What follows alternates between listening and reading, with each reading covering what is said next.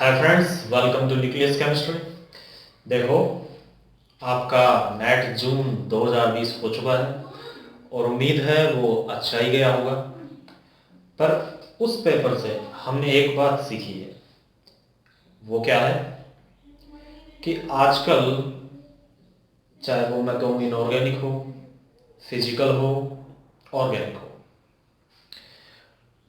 Different सवाल पूछे जा रहे हैं। ठीक है, अगर मैं जून 2020 की बात करूं तो उसमें इनऑर्गेनिक पोर्शन में डिफरेंट सवाल पूछे गए थे।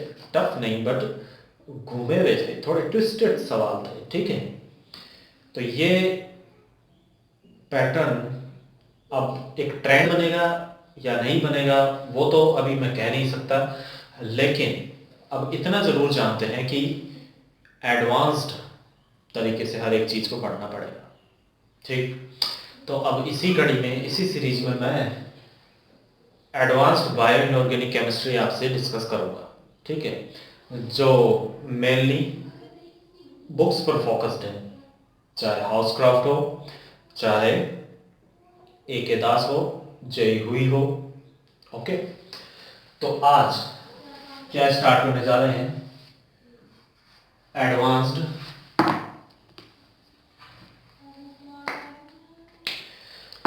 तो आज क्या स्टार्ट करने जा रहे हैं, एडवांस्ड बायो इनऑर्गेनिक केमिस्ट्री। ठीक है, हम जो पहले पढ़ते थे उसको भी इसमें कवर करना ही है, साथ साथ कुछ एक्स्ट्रा टॉपिक भी पढ़ेंगे। ठीक है, चलो, तो सबसे पहले बायो इनऑर्गेनिक केमिस्ट्री में आपको डेफिनेशन इसकी मालूम होनी चाहिए। जो मैं क्या कह सकता हूं कि the branch of chemistry in which we deal with the role of metal ions in a living system. ठीक है, यानी कहने का मतलब क्या हुआ, बायो इनऑर्गेनिक सिस्टम का मीनिंग ये हुआ कि जो भी मेटल आयंस होते हैं, ठीक है, इनऑर्गेनिक पोर्शन में ही हम इसे स्टडी करते हैं, तो जो भी मेटल आयंस होते हैं वो हमारे बायोलॉजिकल सिस्टम्स के अंदर भी पाए जाते हैं। ठीक, तो वो बायोलॉजी सिस्टम के अंदर पाए जाते हैं, कैसे फंक्शन करते हैं और कैसे वो रोल प्ले करते हैं, ये सब कुछ हम जिसमें पढ़ते हैं वो क्या है, एडवांस्ड बायो इनऑर्गेनिक केमिस्ट्री। ठीक, अब चलो, सबसे पहले इसके अंदर हमें जो स्टडी करना है वो क्या है, एच बी, या मैं कह दूं हीमोग्लोबिन। चलो, सबसे पहले इसकी स्ट्रक्चर तो देखो, आयरन यहाँ इसका सेंट्रल मेटल है और ये कोऑर्डिनेटेड है नाइट्रोजन से। ठीक, ये लीजिए, ये लीजिए। ठीक है, अब ये नाइट्रोजन जो है वो किसमें है, पायरोल रिंग के मेंबर है ये भी। ठीक है, ये लो, मैं पायरोल रिंग यहां पर बना देता हूं।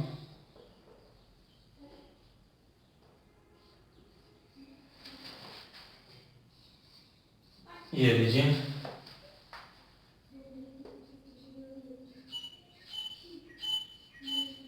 ये अब चलिए इसकी बाकी फॉर्मेलिटीज पूरी कर लें। यहाँ डबल बॉन्ड आएगा, यहाँ लिंकेज होता है, मिथाइलिडीन लिंकेज, ये लो, और यहाँ भी ये लिंकेज। अब देखो, डबल बॉन्ड याद रखना, यहाँ पर हमें भरने हैं 11 पाई बॉन्ड्स। ठीक है, तो अपन इनको अरेंज करना देखें, यहाँ फिर अल्टरनेटिव यहाँ आएगा। ठीक, और फिर दो यहाँ आएंगे, अब अल्टरनेट यहाँ आएगा, फिर एक यहाँ आएगा, देन एक यहाँ पर होगा, एक यहाँ होगा, एक यहाँ होगा और एक यहाँ होगा। अब चलो इनको काउंट कर लो, 1 2 3 4 5 6 7 8 9 10 और 11। ठीक है, तो ये अपनी पोरफायरिन रिंग हो गई। चलो, अब ये बेसिक स्ट्रक्चर है किसकी, हीमोग्लोबिन की। देखो, आयरन 4 कोऑर्डिनेशन तो इसकी किन किन से होगी, पायरोल से, और पायरोल के अंदर भी किससे, नाइट्रोजन से। फिफ्थ कोऑर्डिनेटेड जो लिगेंड यहाँ पर होगा वो कौन सा होगा, यहाँ कर देता हूँ, हिस्टिडीन से ये क्या हो गया, बॉन्डेड होगा। ठीक है, अब देखो सिक्स्थ कोऑर्डिनेशन नंबर यहाँ क्या होता है, ऑक्सीजन होता है। ठीक है, पर अभी हम बेसिकली डीऑक्सी हीमोग्लोबिन पर चल रहे हैं।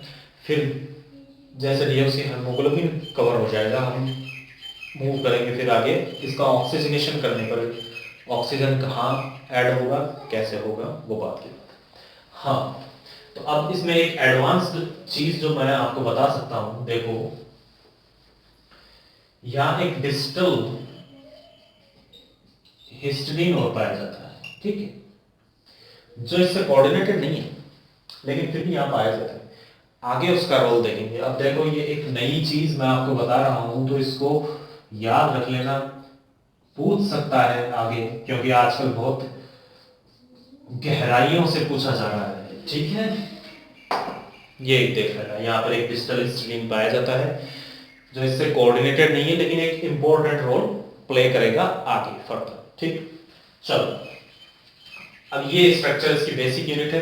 अब इससे क्या क्या पॉइंट मिलेंगे हमें वो हम पिक करते हुए चलेंगे। देखो हीमोग्लोबिन में सबसे पहले मैं बात करता हूं कि ये जब डीऑक्सी फॉर्म में होता है तो ये पर्पल कलर का होता है। ठीक है, ये इसकी डीऑक्सी फॉर्म में ये पर्पल कलर का होता है। ऑक्सी फॉर्म में ये पाया जाता है ब्लू कलर का, sorry oxy colour, oxy haemoglobin में ये रेड कलर का होता है। ठीक है, आगे बात समझ में। अब देखो आगे, अब एक नया क्वेश्चन यहाँ पर क्या बन सकता है, ये पूछा जाएगा कि हीमोग्लोबिन के अंदर जो बेसिक लिगेंड है, या मैं कह दूं बेसिक यूनिट है, या फिर मैं कह दूं एक्टिव साइट है, वो क्या होती है। तो देखो हम उसको किस तरह से लिखते हैं। मैं अभी डीऑक्सी हीमोग्लोबिन की बात कर रहा हूँ। देखो ध्यान से देखो, मैंने इस आयरन से अभी तक ऑक्सीजन को कोऑर्डिनेटेड नहीं किया है, तो ऑब्वियसली ये क्या है, डीऑक्सी हीमोग्लोबिन है। तो देखो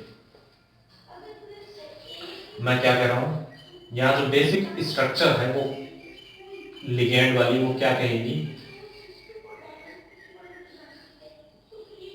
प्रोटोपोरफायरिन, प्रोटोपोरफायरिन 9। ठीक है, ये इसकी बेसिक स्ट्रक्चर है जिसको मैं शॉर्ट में पिक्स भी कहता हूं। और ध्यान रख लीजिएगा ये पूछा जा सकता है कि इसकी बेसिक यूनिट क्या है, तो हम क्या कहेंगे, इस लिगैंड को पिक्स कहते हैं। ऑलराइट, ठीक है,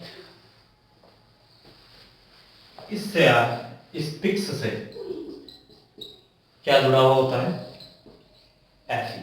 ठीक, और डीऑक्सी की बात है तो इस वजह से ये कौन सी ऑक्सीडेशन स्टेट में, सेकंड ऑक्सीडेशन स्टेट में जुड़ा हुआ होगा। पर इंपॉर्टेंट चीज क्या है यहाँ पे, ये जो यहाँ पर बेसिक यूनिट है ये टेट्रापिरोल रिंग वाली, इसको प्रोटोपोरफायरिन कहते हैं 9, और वैसे पिक्स शॉर्ट में। ठीक है, तो ये स्ट्रक्चर। अब देखो और मैं क्या कह सकता हूँ, इसमें 11 पाई बॉन्ड है। ठीक है, अब इसमें एक मिथाइलिडीन लिंकेज भी है, जो अगर मैं कहूँ तो क्या है, ग्लोबिन पार्ट जो होता है उसके अल्फा कार्बन से जुड़ने के लिए टेट्रापिरोल रिंग को ग्लोबिन कार्बन से, सॉरी ग्लोबिन प्रोटीन से जो उसमें अल्फा कार्बन प्रेजेंट है उनसे लिंक कौन करता है, ये मिथाइलिडीन लिंकेज। ठीक है, तो यहाँ तक क्लियर है। अब देखो यहां पर प्रोपियोनिक रेसिड्यू पाया जाएगा जिससे क्या जुड़ते हैं, एमिनो एसिड जुड़ते हैं, अमाइनो एसिड जुड़ जाएंगे, यहाँ आर्जिनिन, और यहाँ क्या जुड़ जाएगा, लाइसिन। ठीक है, अब चलो मैं इसे आप एक बार नोट डाउन कर लो, फिर मैं वन बाय वन आगे पॉइंट्स आपको बताता चलूँगा। ओके,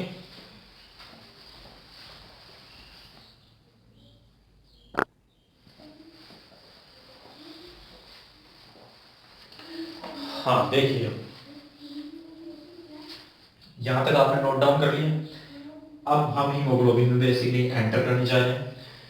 हमने पोरफायरिन की स्ट्रक्चर वगैरह में क्या क्या होते हैं वो तो देख लिए, और यहाँ मैथिल या एल्किन सिस्टम भी जुड़ा होता है, सेम इधर भी जुड़े हुए होंगे। ठीक है, ठीक। अब ये तो क्लियर है। चलो अब मैं इसे इरेज कर देता हूं यहां से। अब हम हीमोग्लोबिन को फर्दर दो पार्ट में डिवाइड करने जाएंगे। पहला इसका हीम पार्ट जो मैं कह सकता हूं प्रोस्थेटिक ग्रुप है, और दूसरा है ग्लोबिन पार्ट जो मैं कह सकता हूं क्या इसका प्रोटीन पार्ट है। ठीक है, तो देखो हीमोग्लोबिन का शॉर्ट फॉर्म मैंने लिख लिया यहाँ पे एचबी। ये एक तो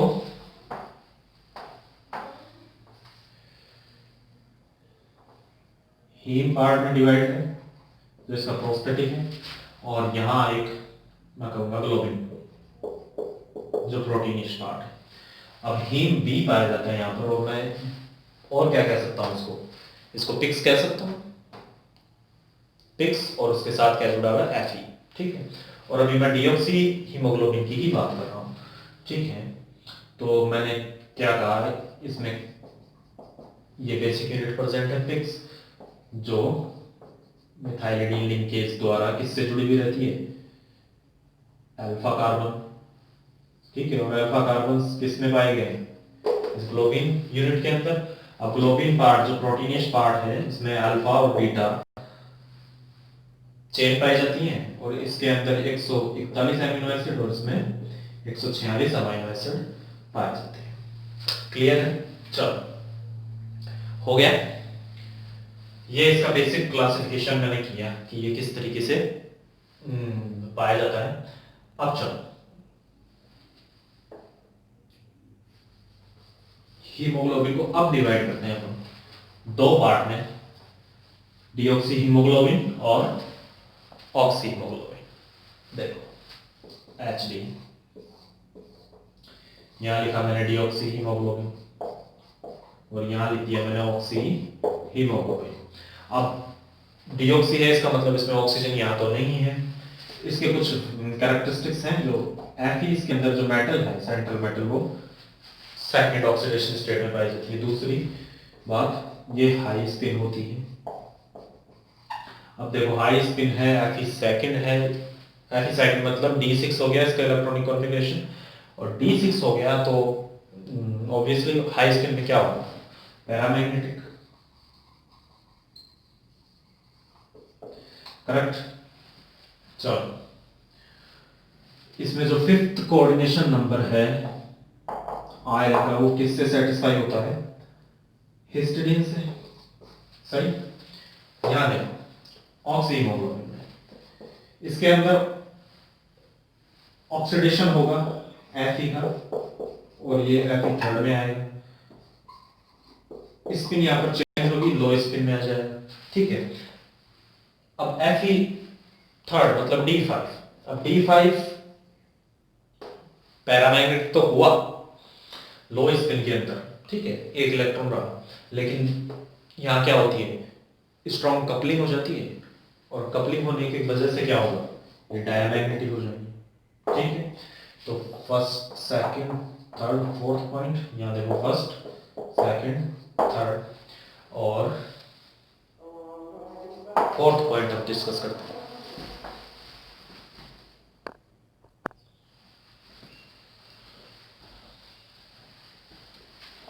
हाँ देखिए फिफ्थ कोऑर्डिनेशन नंबर यहाँ हिस्टिडीन से सेटिस्फाई हो रही है।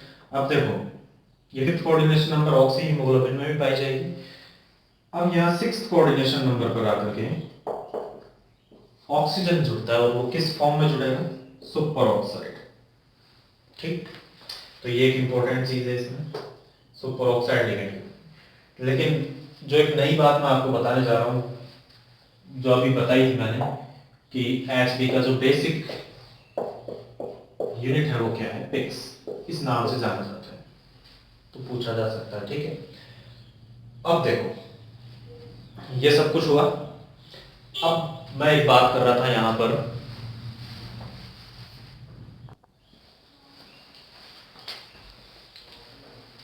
हाँ, तो ऑक्सी हीमोग्लोबिन में एक बात कर रहा था डिजिटल हिस्टीडीन के बारे में, ठीक है।